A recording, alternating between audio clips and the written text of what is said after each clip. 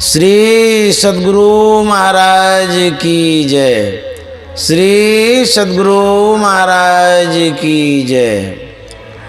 नमामि अमित ज्ञान रूपम कृपालम अगम बोध दाता सुबुद्धि निधि विशालम क्षमाशील यति धीर गंभीर ज्ञानम धर्म कील दृढ़ तीर समधीर ध्यानम जगत त्राणकारी अघारी उदारम भगत प्राण रूपम दया गुण्यपारम नमो सद्गुरुं ज्ञान दाता सुस्वामी नमामि नमामि नमामि नमामि।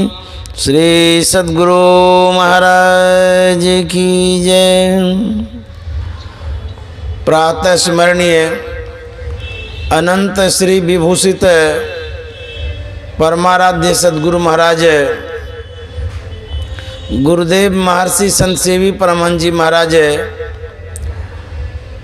कलकत्ता शहर के शिक्षित प्रबुद्ध सत्संग प्रेमी महानुभावों माता एवं बहनों, आदरणीय किशनलाल अग्रवाल बाबू, गुरु भक्ति न बीना माता जी, सत्संग प्रेमी महानुभाव माता एवं बहनों,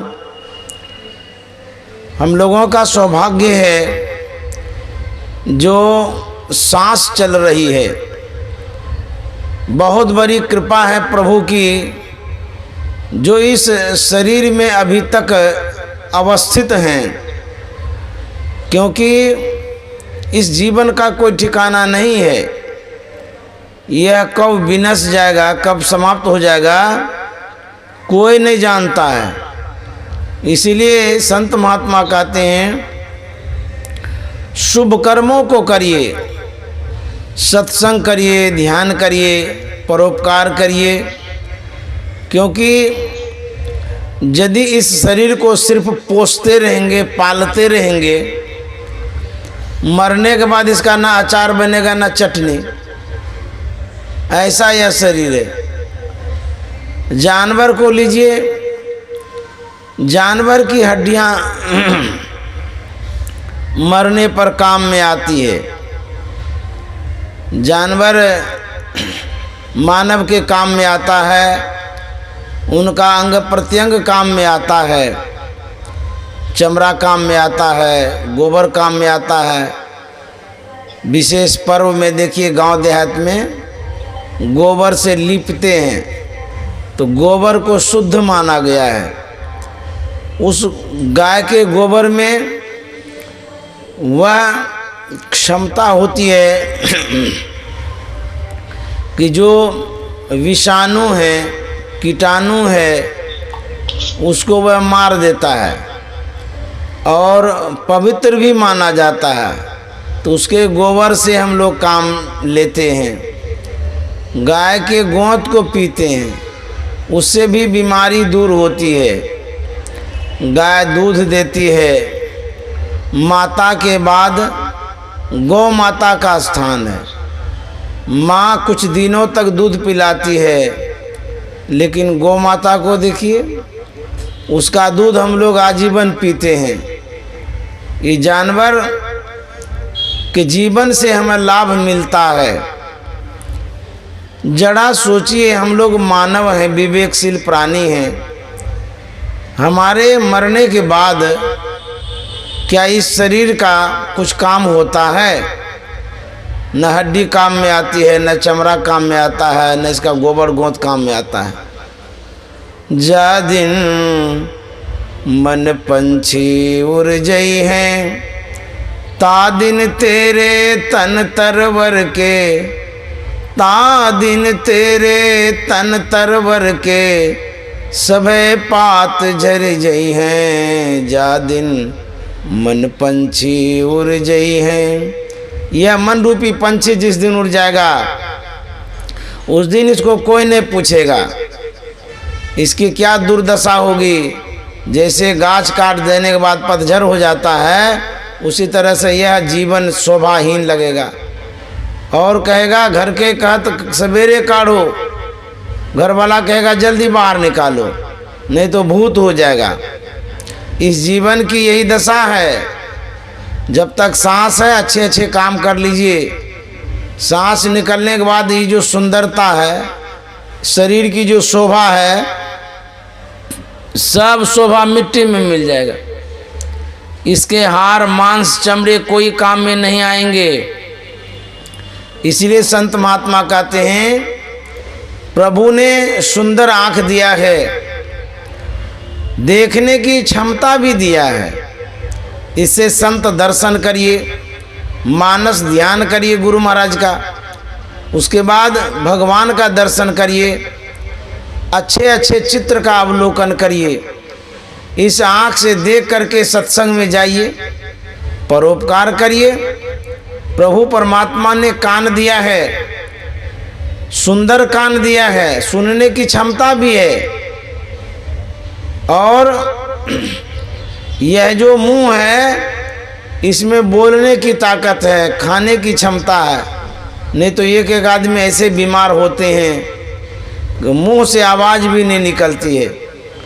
तो जिस दिन आँख की रोशनी चली जाएगी, कान से सुनना बंद हो जाएगा, नाक की घ्राण शक्ति समाप्त हो जाएगी, मुंह से बोलना बंद हो जाएगा, मुंह से खा भी नहीं सकेंगे, हाथ से लोटा भी नहीं उठा सकेंगे, पैर से पेशाब करने के लिए भी बाथरूम में नहीं जा सकेंगे। कल्पना करिए कोई स्थिति कैसे होगी। और होगी। शरीर का धर्म है कि उस गति को जरूर ये प्राप्त करेगा। आप अपने समाज में देखिए कि कोई अंधा है कि नहीं है, बहरा भी है, लंगड़ा भी है। समाज में ही देख लीजिए ना, सब तरह के आदमी आपको मिलेंगे। संत महात्मा कहते हैं उस दशा को यदि हम प्राप्त करेंगे, उस समय क्या भजन कर सकेंगे। माथा में दर्द होता है तो भजन ही नहीं होता है, आँख में पेन होता है तो भजन ही नहीं होता है, कान में पीड़ा होती है तो भजन ही नहीं होता है, फुंसी हो जाती है तो भजन नहीं कर पाते हैं, पेट में दर्द होता है तो भजन नहीं होता है, देह हाथ दर्द करता है तो भजन नहीं होता है। आप कहेंगे कि हमको इतनी तकलीफ है, इसमें हम कैसे ध्यान करेंगे। जब आपके शरीर में कोई पीड़ा नहीं है, दुख नहीं है, कष्ट नहीं है, खाने पीने की भी तकलीफ नहीं है, तब भजन नहीं करते हैं तो तब क्या हाल होगा, आगे समझ पड़ेगा भाई। यहाँ खूब खाते पीते हैं और मरने के बाद दुर्दशा होगी। पांचों नौबत बाजती होत छती सो राग, सो मंदिर खाली पड़ा बैठन लागे काग। यह जो शरीर है, कहते हैं इस शरीर में बाजा बजता है, ईश्वरीय बाजा, परमात्मा ध्वनि हो रही है, सार शब्द इसमें होता है, लेकिन हम सुन नहीं पाते हैं। कहते हैं सो मंदिर खाली पड़ा, जिस मंदिर में ध्वनि हो रही, आवाज़ हो रही है, उस आवाज़ को हम सुन नहीं पाते हैं। और अंतिम दशा इसकी क्या होती है, मर जाते हैं। यदि लावारिस लाश होता है तो बैठता है कौवा, गीदड़ भोग लगाता है, कुत्ता पेशाब करता है। इस शरीर की ये दुर्दशा होती है। संत महात्मा सावधान करते हैं कि जब तक सांस है तब तक भजन करिए, सत्संग करिए। और उम्र कितना हो गया, उंगली पर जोड़िए कि अभी तक में हमारी आयु कितनी हो गई है, कितने उम्र के हो गए, इतने दिनों में हमने क्या क्या किया, कोई हिसाब रखें। बालपन तो खेल में बीत गया, अबोध अवस्था है, वो होशे हवास नहीं होता है बालापन में। उसके बाद जब युवापन में आते हैं, संसार के चकाचौंध में आकर्षण में बह जाते हैं। जैसे बाढ़ में लाश घास प्राणी जीव जंतु बह जाता है, उसी तरह से इस भौतिक चकाचौंध में, इस संसार के आकर्षण में, विषयों के प्रभाव में हम लोग बह जाते हैं। युवावस्था में, युवापन बहने की अवस्था है, बहकने की अवस्था है, बिगड़ने की अवस्था है।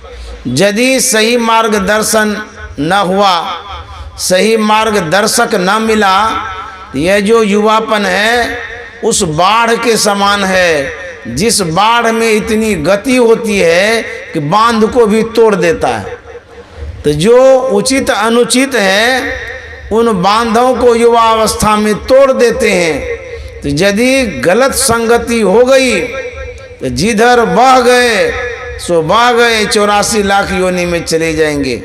तो युवावस्था में कमाते हैं और समय को ताश खेल के, जुआ खेल के, गप करके गमाते रहते हैं। तो यह अवस्था संभलने और संभालने की है।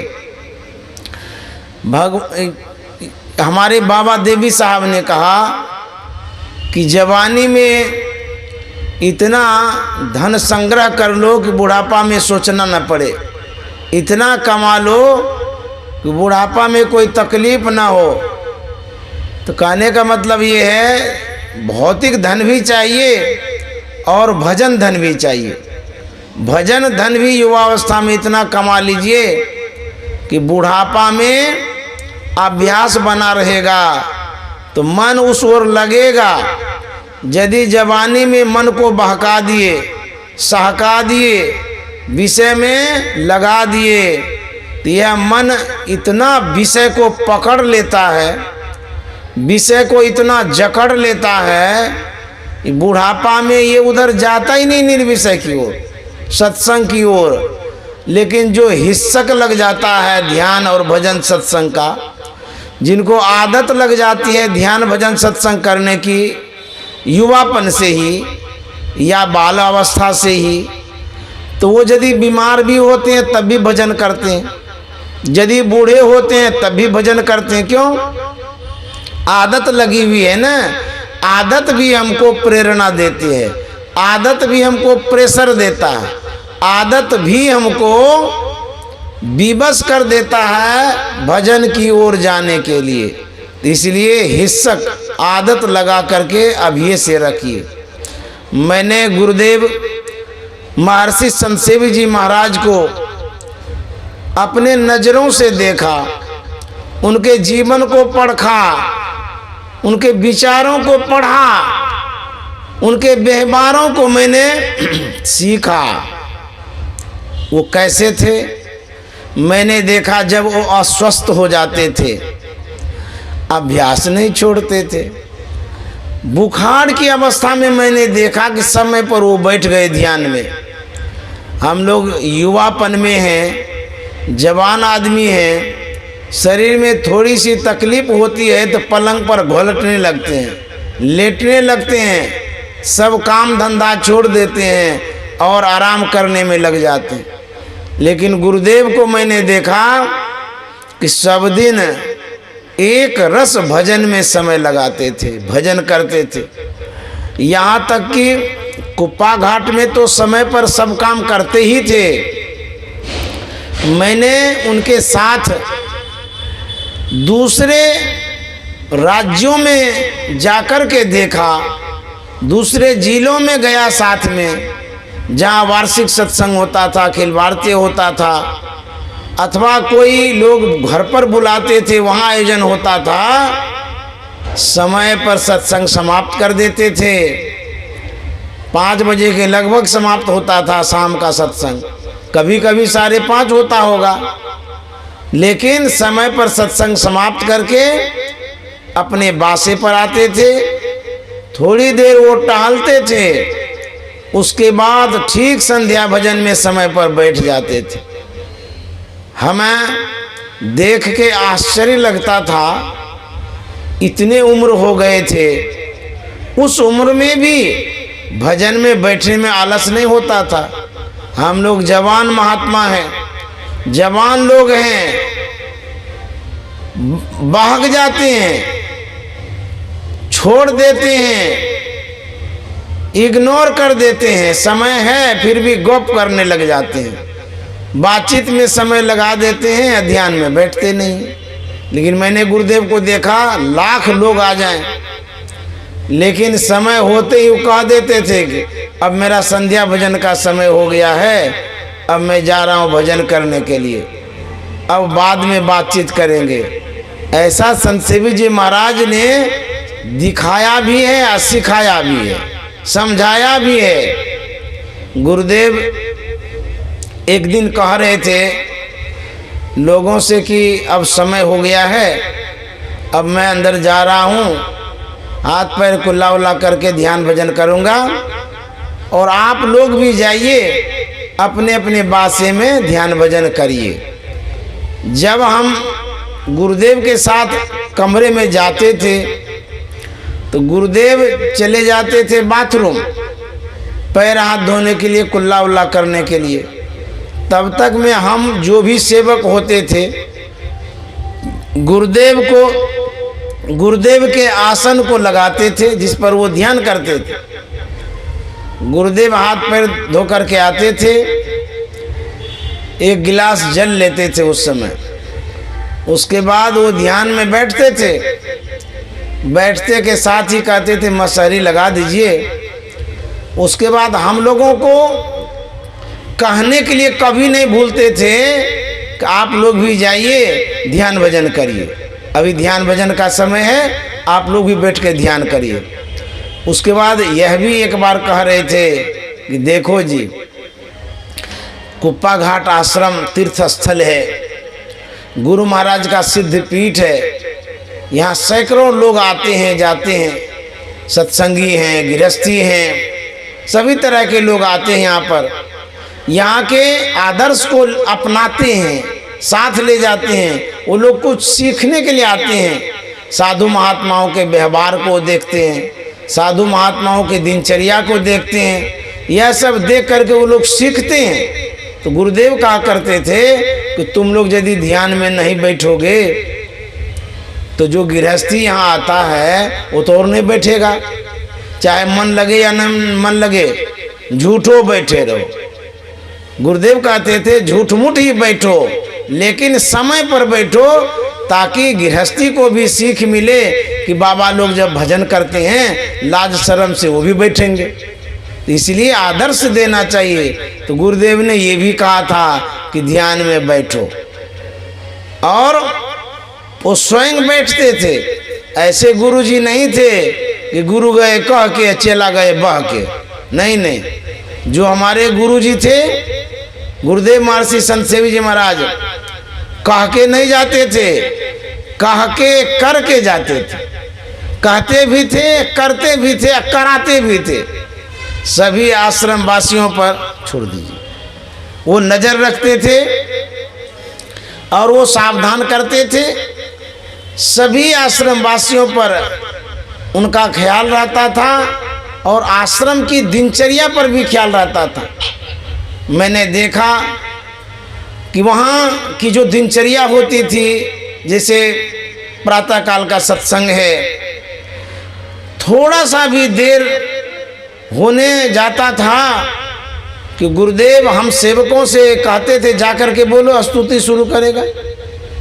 इतने मतलब सतर्क रहते थे गुरुदेव कि आश्चर्य लगता है, कितना ख्याल था। टाइम देखते रहते थे और हम लोगों को भेजते थे, देखो तो क्या बात है, स्तुति विनती शुरू नहीं हुई है, तो स्तुति विनती शुरू करवा देते थे। जब शाम का समय होता था तो घंटी बजती थी, अभी भी घंटी बजती है, तो समय पर सब ध्यान में बैठते थे। उसके बाद गुरुदेव के व्यवहारिक जीवन को भी मैंने देखा। जब हम लोग भोजन करके प्रणाम करने के लिए गुरु निवास में जाते थे तो पहले गुरु महाराज के चरणों में प्रणाम करते थे, उनके तस्वीर को प्रणाम करते थे। तत्पश्चात गुरुदेव महर्षि संत सेवी जी महाराज के चरणों में प्रणाम करते थे। आए आगंतुक भी प्रणाम करने जाते थे और आश्रमवासी भी, समस्त आश्रमवासी जाते थे प्रणाम करने के लिए।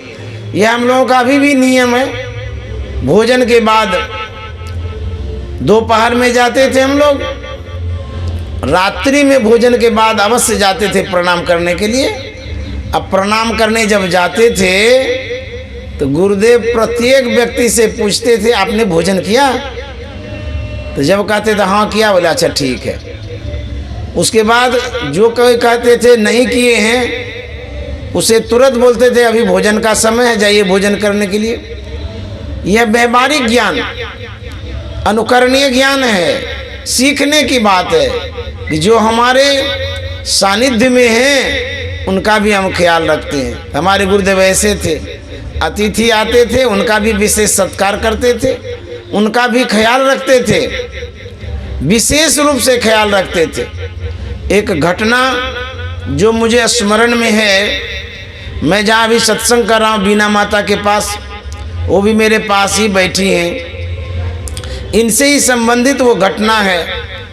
ये कहीं बाहर से आई थी कुप्पा घाट दर्शन करने। मालदा भवन में इनको डेरा दिया गया था। वह भवन गुरु निवास के ठीक सामने में ही है, आगे में। मुझे कहा गया कि जा कर के चाबी दे दीजिए, तो चाबी दे दिया गया। उसके बाद गुरुदेव ने कहा देखो और क्या सब की ज़रूरत है। बाथरूम वगैरह सभी चेक करते थे कि सही है कि नहीं है। फिर गुरुदेव ने कम्बल भिजवाया। कम्बल जब बीना माता को देने लगे तो ये कहने लगे नहीं इसकी आवश्यकता नहीं है, अभी तो गर्मी का मौसम है, कम्बल का काम नहीं है, इसको ले जाइए। तो मैंने कहा गुरुदेव ने कहा कि दे दीजिए। अब क्यों कहे हैं ये तो हम नहीं जानते हैं, उनको भी तो पता है कि गर्मी का मौसम है, लेकिन देने क्यों कहे ये हम नहीं जानते, आप रख लीजिए। बोला अच्छा ठीक है रहने दीजिए, कोई बात नहीं है, जब आ ही गया है तो रख लेते हैं। रख लिया गया। रात्रि में ये विश्राम में गई। जानते हैं ऐसी आंधी तूफान बरसात रात में हुआ, वही कम्बल वही चादर इनको जरूरत पड़ गया ओढ़ने का। तो गुरुदेव यह बात जानते थे कि हमारे जो अतिथि आए हैं उन्हें पता नहीं है कि मौसम कब करवट लेगा। आजकल के वैज्ञानिक लोग यंत्र लगा करके देखते रहते हैं कि कब बारिश होगी नहीं होगी। सूचना टीवी में दिया जाता है कि आज रात में बारिश होने वाली है, तो सैटेलाइट से पता लगाते हैं, यंत्र विशेष से पता लगाते हैं। मौसम विभाग का आदमी उस यंत्र को परखते रहते हैं, देखते रहते हैं, जैसा यंत्र बताता है वैसा वो निर्देश हम लोगों को करते हैं, आंधी तूफान बरसात आदि का। लेकिन हमारे गुरुदेव जो थे वो आंतरिक यंत्र के ज्ञाता थे, मौसम विभाग के विशेषज्ञ थे। वो मौसम विभाग ही नहीं, सभी विभाग के मन की बात जानते थे। मौसम तो अस्थूल चीज़ है, बाहर का चीज़ है। तो वो मौसम को परख लिए थे कि रात में बारिश होगी, आंधी तूफान चलेगा, और जब ठंड लगेगी उस समय हमारे अतिथि को दिक्कत होगा, इसलिए पहले ही उनके अनुकूल वस्त्र भेजवा देते हैं। ऐसे थे हमारे गुरुदेव। ऐसे कैसे बने? ध्यान किए तब बने। ऐसे नहीं कि अंदाज से वो कुछ काम करते थे, अनुभव से करते थे।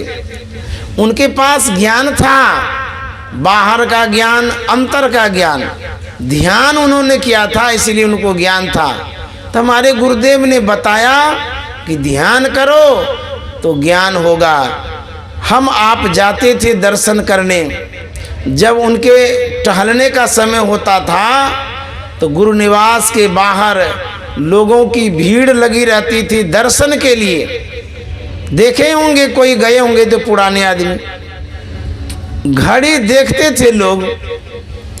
जैसे ही जो समय होता था गुरुदेव का टहलने का, ठीक घड़ी मिलाते थे, उधर से गुरुदेव बाहर आते थे। ऐसे समय के पक्के थे। तो गुरुदेव ने जो सिखाया कि ध्यान करो, अंतिम में गुरुदेव ने कहा था कि यह जो समय है, यह समय एक जैसा नहीं रहेगा, समय में परिवर्तन होता है, सुख दुख आता है। तो गुरुदेव ने कहा था धीरज धरे तो कारज सरे। कहते हैं जो धीरज से रहेंगे उसका काम बनेगा। धैर्य रखने की बड़ी आवश्यकता है। घर में, बाहर में, संसार में, कहीं भी थोड़ी थोड़ी बात उलट फेर हो ही जाती है तो लोग टेंशन में आ जाते हैं, घबरा जाते हैं। जीवन में सुख दुख आता है, लेकिन लोगों को गुरुदेव ने ढाढ़स बंधाया है कि धैर्य से रहिए। धैर्य से रहेंगे तो काम आपका बनेगा। अधीर हो जाएंगे, जो भी काम होने वाला है बिगड़ जाएगा। इसलिए साधना करिए, सफलता मिलेगी। हम लोग पाठ में सुन रहे थे, मुकुर मलिन यरु नयन बीना, राम रूप देखई किम दीना। यदि दर्पण में काई लगी हो तो चेहरा साफ साफ नहीं दिखता है। जब दर्पण में लागी काई, तब दरस कहाँ ते पाई। जब दर्पण में लागे काई। संत महात्मा कहते हैं जैसे ऐना में, दर्पण में काई लग जाती है तो दर्शन नहीं होता, देख नहीं पाते हैं। तब क्या करते हैं? दर्पण को साफ करते हैं, मांजते हैं, तब जाकर के अपना चेहरा साफ होता है। उसी तरह से मुकुर मलिन, कहते हैं ऐना जैसे मलिन हो जाता है तो दर्शन नहीं कर पाते हैं, तो मन मलिन हो गया है। तो मन को मांजिए, मन को साफ करिए।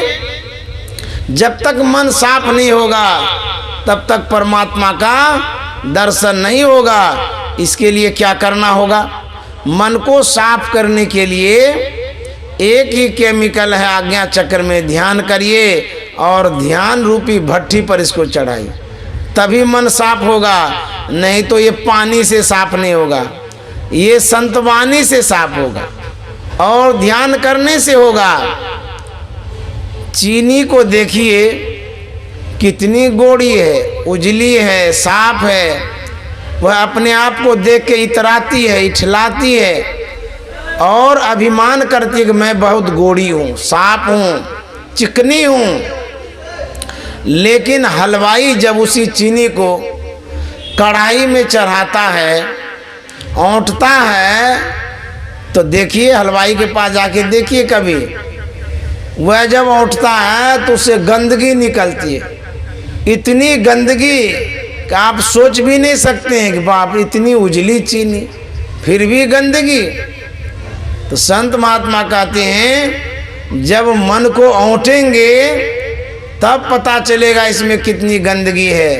ये मन विषय में लग करके गंदा हो गया है, संसार में लग करके गंदा हो गया है। इसको साफ करना होगा मांज करके। ज्ञान रूपी जो पानी है इसको धोना पड़ेगा। इसलिए संत महात्मा कहते हैं यह मन अपवित्र है, अशुद्ध है, मैला है। कबीर साहब ने कहा है कि मन है मैला लोह। मन कैसा है? मैला है। और शब्द कैसा है? पारसमणि के समान। परसत ही कंचन भया, छूटा बंधन मोह। शब्द पारसमणि पत्थर के समान है। उस शब्द से मन का जब स्पर्श होगा तो यह लोहा से सोना बन जाएगा। इसलिए ध्यान करने के लिए कहा गया है और यह मन तब साफ होगा। राम नाम मन दीप धरो, जीह देहरी द्वार। तुलसी बाहर भीतर, जो चाहसी उजियार। तुलसीदास जी महाराज कहते हैं राम नाम मन दीप धरो। राम नाम क्या है? कहते मणि है। ऐसी मणि जो प्रकाश युक्त है, इसमें प्रकाश भी है। राम नाम जो है प्रकाश स्वरूप है। कहते हैं इसको जीभ पर रखिए, अर्थात जप करिए, तब क्या होगा, ये जो मुंह है इसमें इसको द्वार कहा गया है, देहरी। आपके घर में जो देहरी है, गांव देहात के लोग बोलते हैं देहरी पर मत खड़ा रहिए, देहरी पर दिया जलाइए। क्यों? देहरी पर दिया जलाएंगे तो सेंटर है, वो बीच है, तो बाहर भी उजाला अंदर भी उजाला, एक ही दिया से काम चल जाएगा। दरवाजा भी प्रकाश में होगा और घर भी प्रकाश में होगा, उसको देहरी कहते हैं। उसी तरह से यदि आप संसार में भी उजाला चाहते हैं, अब परमार्थ भी प्रकाश में चाहते हैं, तो कहते हैं जप करिए, राम नाम का जप करिए।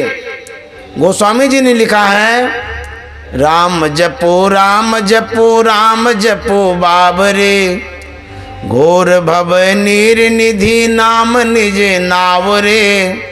राम जपो राम जपो राम जपो बाबरे, घोर भव नीर निधि नाम निज नावरे।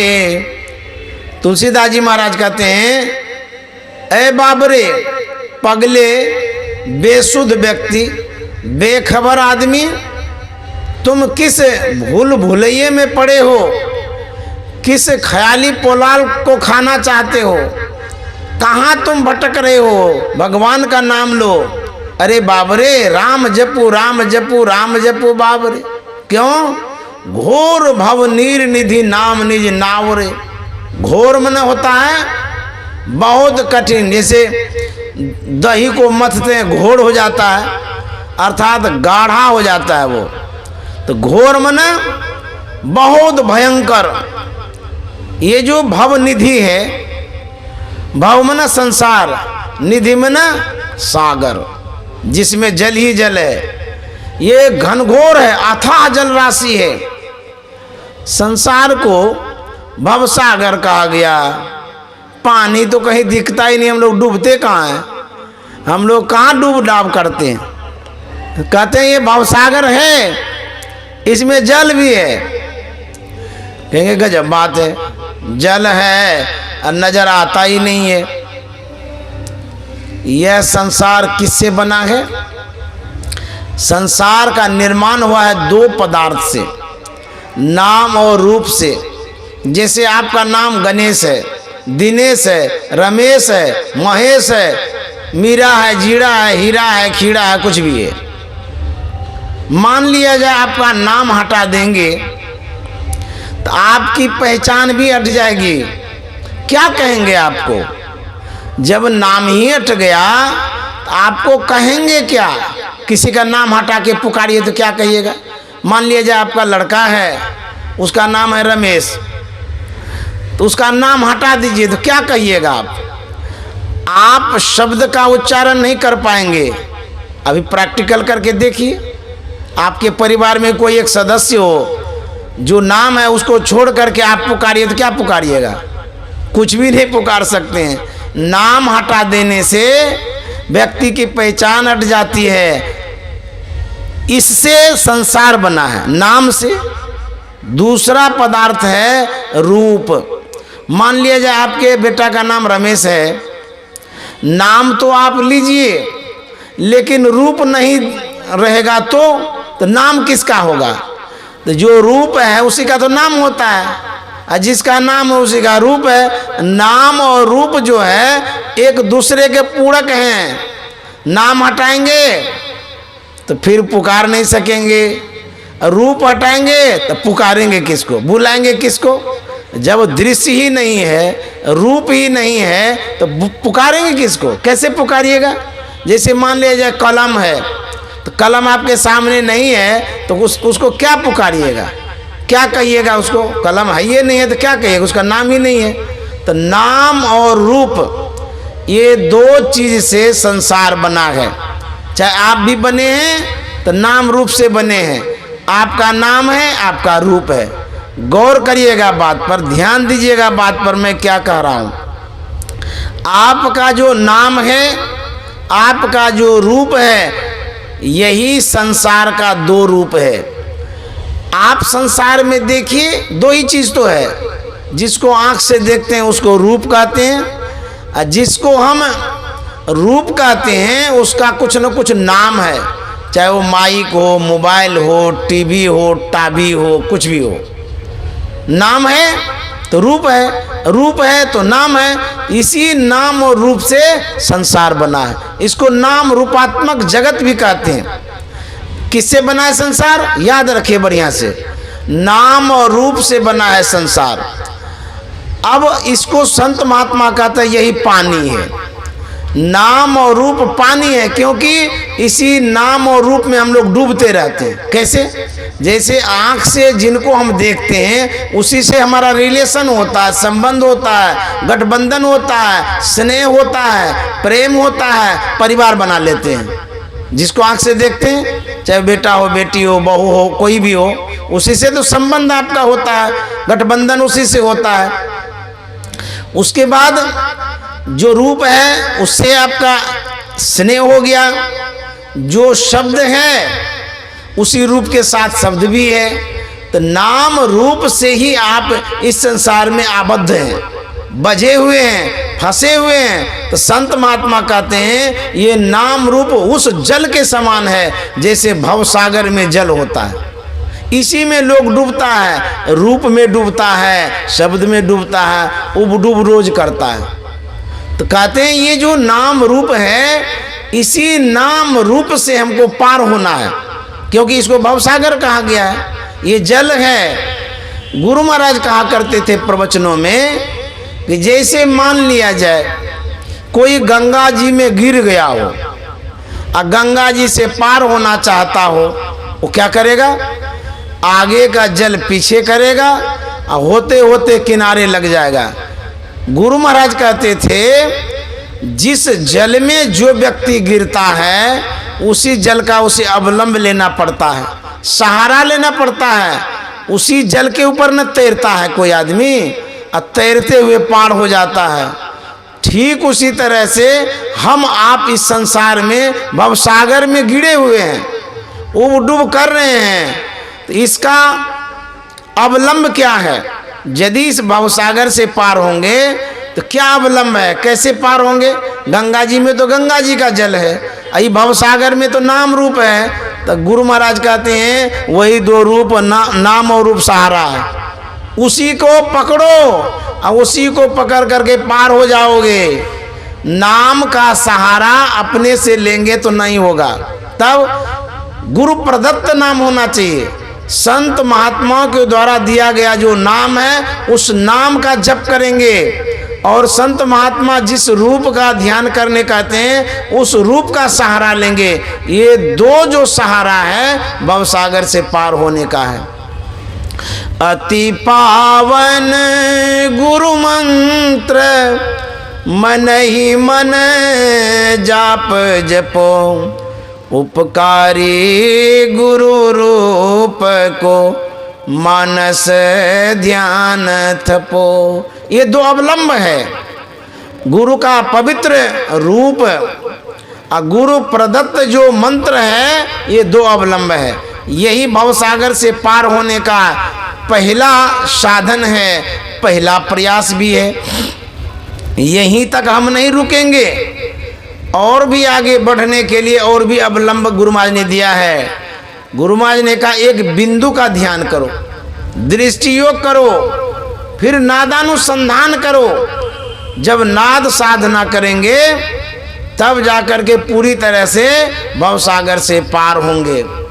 इस तरह से गोस्वामी तुलसीदास महाराज कहते हैं राम जपो राम जपो राम जपो बाबरे, घोर भव नीर निधि नाम निज नावरे। एक ही साधन सब रिद्धि सिद्धि साधि रे, एक ही साधन सब रिद्धि सिद्धि साधि रे। ग्रस कली रोग जोग संजम समाधि रे, ग्रस कली रोग जोग संजम समाधि रे। राम जपो राम जपो राम जपो बाबरे, गोस्वामी तुलसीदास जी महाराज कहते हैं जप करो। गुरु गोरखनाथ जी महाराज की वाणी में है, ऐसा जाप जपो मन लाई, ऐसा जाप जपो मन लाई। तब क्या होगा? सोहंग सोहंग अज पागाई, ऐसा जाप जपो मन लाई। सोहंग सोहंग अज पा जाप गाई। गुरु गोरखनाथ जी महाराज का ऐसा जप करिए, ऐसा जप करिए, रोम रोम से जप होने लगे। जपात सिद्धि, जप करने से सिद्धि मिलती है। ये प्रारंभिक क्रिया है लेकिन बड़ा प्रबल है। जैसे घर में नींव डालते हैं, ठोस नींव होने से मकान टिकाऊ होता है, उसी तरह से ये जो जप है यदि मजबूती के साथ, दृढ़ता के साथ अधिक समयों तक करेंगे, आपके अंदर में जप से भी सोहंग सोहंग जाप होने लगेगा। जप में बड़ी शक्ति है। कहते हैं सोहंग सोहंग अजपा गाई। जप करने से सिद्धि भी मिलती है और आगे की जो साधना है उसमें बल भी मिलता है। हम जब ध्यान करेंगे तो ध्यान में विशेष बल मिलेगा। बहुत लोग ध्यान करते हैं लेकिन जो साधना की विधि है उसको उलट फेर कर देते हैं। बहुत लोग अपने मन से करने लग जाते हैं, बहुत लोग भूल भी जाते हैं। जिस समय दीक्षा दिया जाता है उस समय याद नहीं रखते हैं, बाद में उल्टा पुल्टा करते रहते हैं। जब दीक्षा लेते हैं आप, पहले बताया जाता है कि जप करिए। कुछ देर जब जप करना हो जाता है तब उसको कहते हैं छोड़ दीजिए। फिर उसके बाद गुरुमूर्ति का ध्यान करिए। गुरुमूर्ति में भी लोग बहुत तरह से ध्यान करते हैं, लेकिन जैसा गुरु माँ ने बतलाया उस तरह से करिए। सब बात खोल करके नहीं बताया जाता है। तो गुरुमूर्ति का ध्यान करिए। काल्पनिक रूप में भी गुरु महाराज का यदि दर्शन होता है, मने मन प्रणाम करके छोड़ दीजिए। उसके बाद आंख बंद करके दृष्टि योग की क्रिया करिए, जैसा करने के लिए बतलाया गया है। क्योंकि ये सब खुलासा दीक्षा में किया जाता है। प्रवचन के माध्यम से पूरी खुलासा करने का मनाही है। तो दृष्टि योग जब करते हैं तो वो आगे की जो क्रिया है अर्थात जो नादानुसंधान है उसमें बल मिलता है। जब हम दृष्टि योग करने लग जाते हैं वहाँ पर ये जो जप है उसको नहीं करेंगे, जो मानस ध्यान है उसको भी नहीं करेंगे। बहुत आदमी दृष्टि योग भी करते हैं और जप भी करने लग जाते हैं, कुछ भी नहीं होता उनसे। बहुत पुराने पुराने साधक साधिका भी इसमें भूल कर जाते हैं। मैं कहता हूँ जब आप मकान पर चढ़ते हैं तो प्रथम सीढ़ी पर पैर रखते हैं, उसके बाद फिर दूसरे सीढ़ी पर रखते हैं, फिर तीसरे पर रखते हैं, फिर चौथे पर रखते हैं। तो जितनी सीढ़ियां आप पार कर गए वो तो पार ही कर गए। पुनः इस प्रथम सीढ़ी पर हम पैर नहीं रखते हैं। ये तो समझाने के लिए कहा जाता है। तो हम नीचे नहीं आएंगे। पहले मानस जप करेंगे उसको छोड़ देंगे, फिर मानस ध्यान करेंगे उसको भी छोड़ देंगे। जब दृष्टि योग करेंगे तो ओनली वन, सिर्फ दृष्टि योग करेंगे, बिंदु ध्यान करेंगे। वहाँ पर दृष्टि योग का मतलब होता है जब हम दृष्टि को जोड़ते हैं बिंदु पर, तो दृष्टि के जोड़ने की क्रिया का नाम है दृष्टि योग। लेकिन दृष्टि योग में हम बिंदु ध्यान करते हैं। बहुत आदमी कंफ्यूज हो जाते हैं, बिंदु ध्यान अलग है और दृष्टि योग अलग है। तो ये इस तरह की भूल नहीं करनी चाहिए। बिंदु ध्यान और दृष्टि योग दोनों एक ही है। बिंदु ध्यान का मतलब होता है बिंदु का ध्यान करिए, बिंदु पर दृष्टि को टिकाइए। और दृष्टियों का मतलब होता है दृष्टियों को वहाँ जोड़िए। कहाँ? बिंदु पर।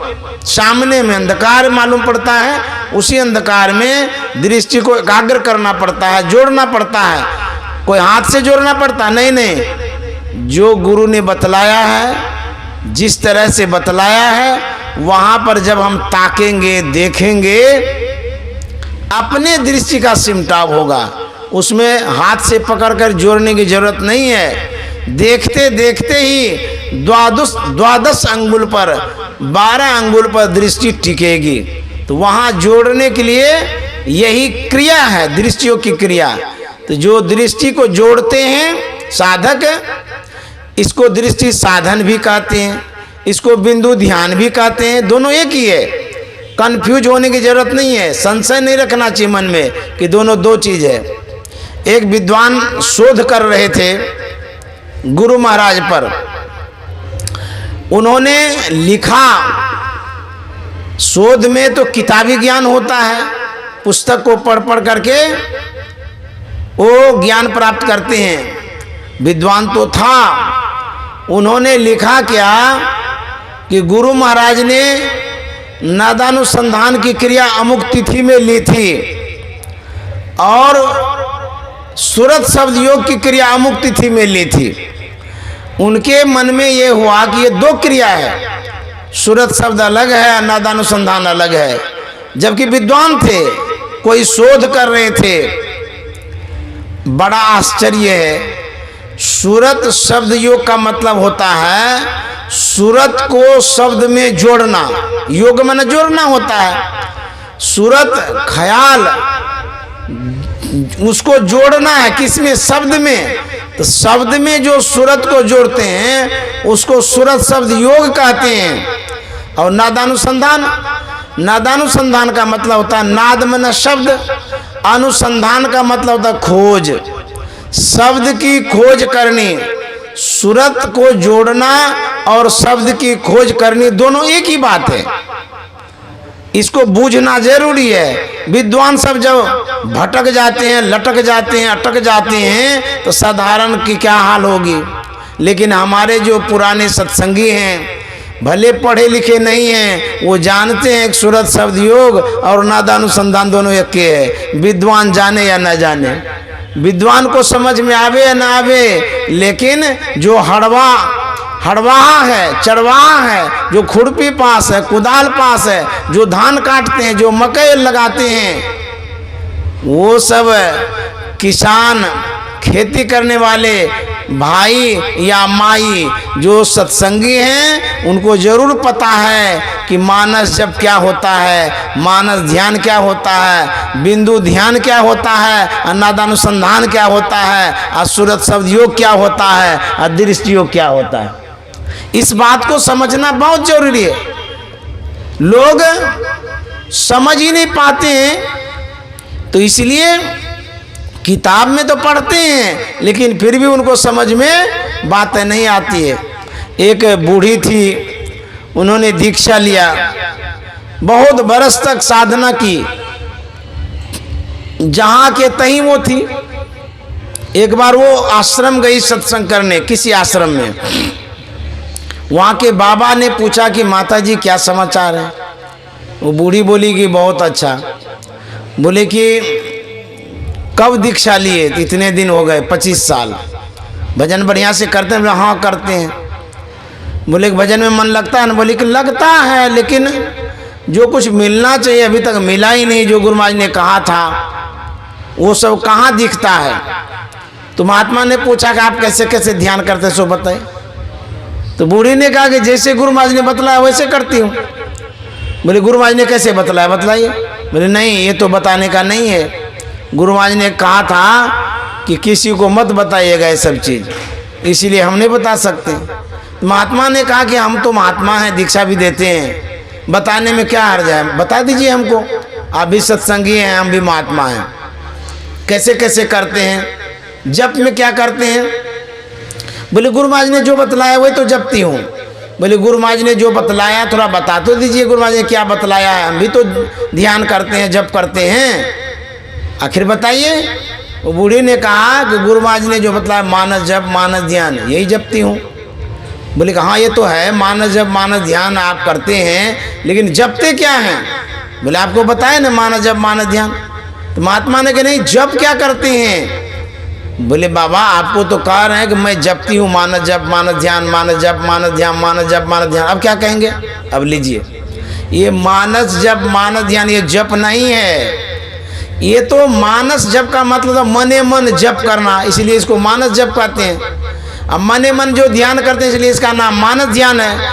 अब मानस जप मानस ध्यान ही कोई जपे, अब वो कहे कि हमको कुछ भी नहीं मिला, तो क्या खाक मिलेगा?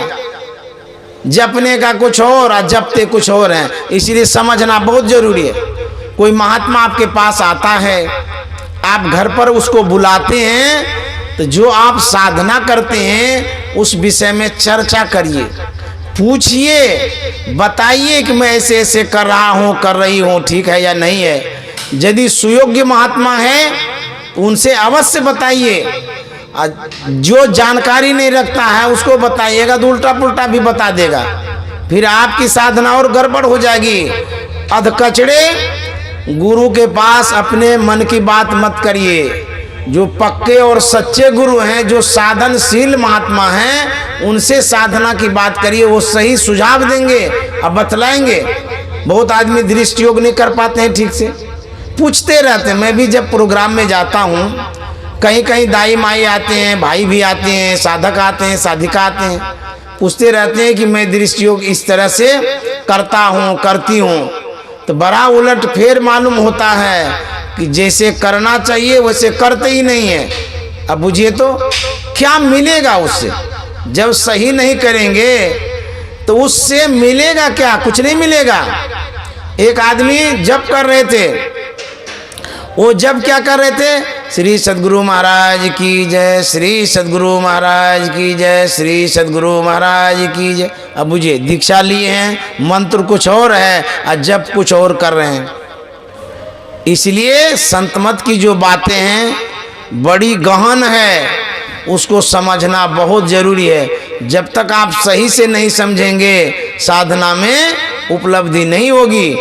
तो वही गोरखनाथ जी महाराज कहते हैं, ऐसा जाप जपो मन लाई, सोहंग सोहंग अजपा गाई, आसन दृढ़ करी धरो ध्यान, अहनिशि सुमरो ब्रह्म ज्ञान। आसन दृढ़ तब आहार दृढ़, तब भजन नेम दृढ़ होए, तो पावे कछुक नहीं तो रहे विषय रस मोए। आसन दृढ़ करने के लिए कहा गया है। हम बैठते हैं ध्यान करने के लिए, शरीर में स्थिरता होनी चाहिए। ऐसे नहीं कि झुलवा की तरह झूलते रहिए, नींद में घूमते रहिए। इधर ध्यान भी कर रहे हैं और नींद में आनंद भी ले रहे हैं, पूरा झूल रहा है शरीर। तो जब शरीर झूलेगा तो दृष्टि भी झूलेगी, और उस झुलवा में खूब झूलते रहिए। 84 लाख योनि में झूलिए। आसन दृढ़ होना चाहिए, मजबूत, स्थिरता होनी चाहिए। जैसे पत्थर स्थिर होता है वैसे शरीर को बिठा के रखिए, एकदम हील डोल तज सुरत थिर करी, प्रणव तार उगाइए। हिलिए नहीं जब बैठिए तो, तब जा करके ठीक रहेगा। और शरीर जब हिलते रहेगा, अब दृष्टि और मन नहीं हिलेगा, वो भी हिलेगा। तो गोरखनाथ जी महाराज कहता, आसन दृढ़ करी धरो ध्यान, आसन में दृढ़ता लाइए और तब ध्यान करिए। और कहता, अहनिशि सुमरो ब्रह्म ज्ञान, रात दिन सुमरन करो, तब ब्रह्म ज्ञान होगा, ब्रह्म की प्राप्ति होगी। आप हम कोई ऐसे भी होते हैं, बैठे ध्यान करने के लिए, चट से बैठे पट से उठ गए। इस चटपट में घटपट कैसे हटेगा? इस चटपट में घटपट नहीं हटेगा। इसके लिए चित्त स्थिर, चंचल मन थाका, पांचों का बलहारा। चित्त में स्थिरता होनी चाहिए। ध्यान करने के लिए बैठते हैं और संकल्प विकल्प करने लग जाते हैं, कुछ न कुछ हिसाब किताब करने लग जाते हैं, बढ़िया बढ़िया चीज़ सोचने लग जाते हैं। कहते हैं ये तो अच्छा ही तो है, बेटी की शादी होगी, क्या क्या सामान लाएंगे, वही तो हम नक्शा बना रहे थे मन में। अब बुझिए, बैठे हैं ध्यान करने के लिए परमात्मा की प्राप्ति के लिए, और वहाँ संसार का सब काम करते जा रहे हैं। आँख बंद करके भोजन बनाने की बात सोचते हैं, खेती बाड़ी करने की बात सोचते हैं, कारोबार व्यापार करने की बात सोचते हैं, हिसाब किताब की सोचते हैं, और फ़ोन पर बात करने की भी बात सोचते हैं ध्यान में कि फलाने आदमी को मैसेज किए नहीं, पता नहीं वो क्या सोचेगा, फलाने आदमी को फ़ोन किए नहीं, पता नहीं वो क्या सोचेगा। अब बुझिए ध्यान करने बैठे हैं, ये सब मन में चल रहा है। ये जो खीर पूरी पकाते रहते हैं ध्यान में, इससे कैसे मन लगेगा? कहते हैं कि मन को पूरा खाली करके बैठो, अब मन में जितना भी भरा हुआ सबको डिलीट करो, मिटा दो सबको। खाना है तो खा लो तब बैठो, सोना है तो सो लो तब बैठो, काम करना है तो कर लो तब बैठो, निश्चिंत होकर बैठो।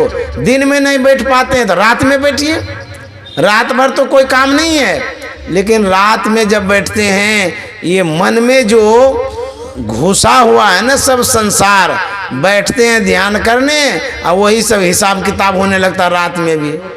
ये मन न दिन में छोड़ता है न रात में छोड़ता है, इतना लट्ठा है ये कि छोड़ता ही नहीं है, इतना चिपका हुआ है। कहते हैं इस मन को छुड़ाने के लिए केमिकल डालना होगा। बोले क्या? खूब ध्यान करिए, बराबर करिए, कंटिन्यू करिए और सत्संग करिए। ध्यान सत्संग में जितना इसको रगड़ेंगे उतना ये इसमें जो है कि लगेगा। और यदि इसको ढीला छोड़ देंगे, ढीला मन जो होता है ना वो पूरा विषय में गिल्ला हो जाता है, भीज जाता है और फिर उसको सुखाना बड़ा मुश्किल होता है। इस मन को ड्राई रखिए, एकदम सूखा रखिए, विषय में गिल्ला मत होने चाहिए। समझ गए? इस मन को निर्विषय में लगा के रखिए, तब ये सूखा रहेगा। एक कथा कह के मैं समाप्त करना चाहूँगा। एक राजा था, उसके यहाँ एक महात्मा जी पहुँचे। राजा बड़े व्यस्त थे। महात्मा जी गए तो बोले बैठिए महाराज जी, मुझे तो बहुत काम है और बताइए क्या समाचार है, दो चार बात आपसे कर लूँ उसके बाद काम में लग जाऊँगा। राजकाज का बहुत बड़ा काम संभालना पड़ता है, बहुत काम है। महात्मा ने कहा हमारा तो हाल समाचार ठीक है और तुम्हारे हाल समाचार को देख करके सुन करके बड़ा अफसोस हो रहा है। बोले क्या महाराज बोलते हैं? बोले अरे तुम राजा हो, इतनी संपत्ति तुम्हारे पास है, इतना बड़ा साम्राज्य तुम्हारे पास है, तुमको तो एक गरीब के जैसा भी शांति नहीं है। एक गरीब निश्चिंत होकर के पैर पसार के सोता है, पलंग भले ना हो लेकिन वो जमीन पर सोता है, खर्राटा लेके सोता है, और तुम तो इतने भूत के तरह पागल के तरह काम करते रहते हो, बहुत काम है बहुत काम है। अरे तुम किस लिए राजा बने हो? राजा का मतलब होता है उसके पास सब सुख साधन है, एकदम निश्चिंत होकर के वो भजन करे तब ना राजा हुआ। तुम कौन राजा है कि खाजा विषय का खाता है? तुमको तो फुर्सत नहीं है। अच्छा सुनो मेरी बात, एक मैं व्यक्ति देता हूं, तुमको फुर्सत मिल जाएगा, जितना काम है उसको बताते जाना, करते जाएगा। बोले अच्छा, इतना लेबर है, मजदूर है, इतने कर्मचारी हैं, उससे तो राजकाज काम कराते रहते हैं, फुर्सत होता ही नहीं है, काम संपन्न होता ही नहीं है। और कौन एक आदमी है जो सब काम कर देगा? बोले है ना मेरे पास, वो आदमी ही ऐसा है, उसको जितना तुम काम देते जाओगे वो करते जाएगा। और सुनो, जब काम वो पूरा कर लेगा वो काम मांगेगा, और यदि तुम काम नहीं दोगे तो तुम ही को मार देगा। उस दिन तुम हमको बुला लेना। बोले अच्छा ठीक है, हमारे पास इतना काम है उसको तो फुर्सत ही नहीं मिलेगा। तो वह महात्मा एक ठो भूत दे दिया राजा को। उस भूत से बोला कि ये काम करो, कर दिया, वो काम करो, कर दिया, करते करते सब काम निपटा दिया। एक ही भूत सब काम कर दिया। उसके बाद जब काम शेष हो गया, समाप्त हो गया, भूतवा कहता है हमको काम दो नहीं तो मारिए देंगे तुमको, दो काम अभी। तुम कहता है काम है, काम है, कहाँ है काम? सब तो कर दिए हम। अब राजा डर गया, बोले बाप रे बाप ये क्या होगा, मार देगा हमको। फिर वो महात्मा को याद किया, महात्मा आ गए, बोले कि महाराज ऐसे ऐसे बात है, सही में आपने जिस भूतवा को दिया है वो तो सब काम कर दिया, और वो कहता हमको काम दो नहीं तो मार देंगे तुमको। तो महात्मा ने कहा ये काम करो, उस भूत से कहा देना कि एक बांस काट के लावे, ला देगा, फिर कहना उसको छील माट दो, छील माट देगा। फिर उसको कहना कि गाड़ दो जमीन में, गाड़ देगा। फिर उसको कहना उसी पर चढ़ो उतरो। यही काम रहा तुम्हारा। जैसे ही ये कहेगा वो चढ़ते उतरते भूतबा भाग जाएगा। बोले अच्छा ठीक है। भूतबा आया, बोला काम दो। राजा ने कहा जाओ बांस काटने, बांस काट के ले आए। बोले इसको छीलो माटो, छील माट दिया। फिर बोले इसको कि गाड़ दो जमीन में, गाड़ दिया। राजा ने कहा कि तुम्हारा काम रहा इस बांस पर चढ़ना और उतरना। अब भूतबा जो चढ़ने उतरने लगा, चढ़ते उतरते चढ़ते उतरते कितना चढ़े उतरेगा, वो भाग गया छोड़ करके। उसी तरह से मन भूत है। इस भूत को संसार का जितना काम देंगे सब करेगा जरूर, लेकिन आपको मार देगा, परेशान कर देगा आपको। और इसको क्या करिए, ध्यान रूपी बांस पर चढ़वाइए, उतरवाइए। बोले तुम इसी पर चढ़ो, इस पर चढ़ेगा उतरेगा ना तो भूत को भूते उतर जाएगा। समझ गए, आपको तब भूत नहीं पकड़ेगा। इस तरह से आप ध्यान में जप में लगाइए मन को, और इस तरह से साधन भजन जब करेंगे आपको अवश्य सफलता मिलेगी। श्री सद्गुरु महाराज की जय। आप लोगों को बहुत बहुत धन्यवाद, साधुवाद। आप लोगों को गुरु महाराज की कृपा हो, गुरु महाराज आशीर्वाद बना के रखें, साधना करते रहें और खूब मन लगा करके भजन करिए। इन्हीं शब्दों के साथ वाणी में विराम देता हूँ। श्री सद्गुरु महाराज की जय।